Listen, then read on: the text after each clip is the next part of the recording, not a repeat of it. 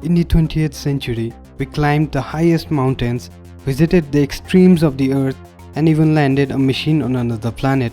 What we have achieved as a species is quite spectacular.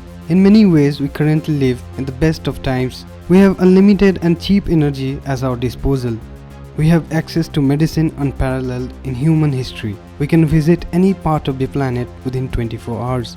And falling costs of computing and communications have contributed to bringing barriers down around the world in every shape and form. In theory, we should be at the pinnacle of our existence. Paradoxically, however, the last century also witnessed the worst wars in history, and even with our best minds, we are unable to free the vast majority of the world's population from the poverty trap. You are watching Acid Broadcast.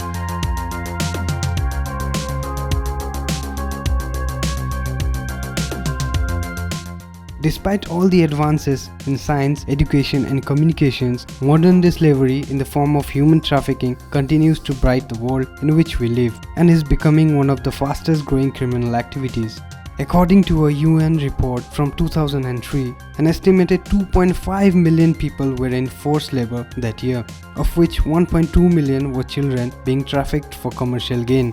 Our endless hankering after material wealth and possessions has led to an explosion of debt and to a crisis in our financial system. We are no longer closer to the perfect political system than the ancient Greeks were. The resurgence of Islamic militancy threatens the very basis upon which modern Western society was built: freedom of expression, democracy, and the rule of law. It also threatens the supply of oil, much of which lies in the Islamic countries of Saudi Arabia, Iran, Iraq, and Kuwait. If the supply is threatened, the West and the trading partners will suffer the consequences, and the result will be further instability and conflict. Yes, there is a much larger threat to the global prosperity and world peace than a rough economy or an unstable oil supply, as serious as they are.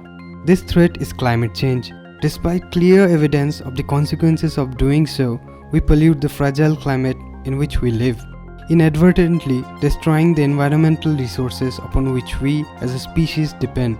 In an endless drive for profit, we destroy the forests which are needed to produce oxygen and reduce carbon dioxide, a large contributor to the heating of our planet. And through our addiction to hydrocarbons, we continue to pollute the air we breathe and water we drink. Many previous societies have collapsed from over-exploiting their own resources. This is exactly what we are doing now, but on a much larger global scale. We know the problems that we are storing up for ourselves, but our constant short-term approach and lack of political will to make unpopular decisions means that we do nothing about it. We live in a state of denial.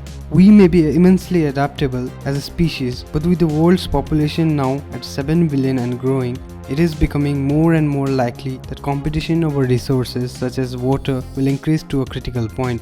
Unless we begin to think in a longer term over the short term and do something to preserve our valuable resources, we will end up fighting over them, and then the future is very likely to consist of intolerance, warfare, starvation and genocide, as it has done in the past.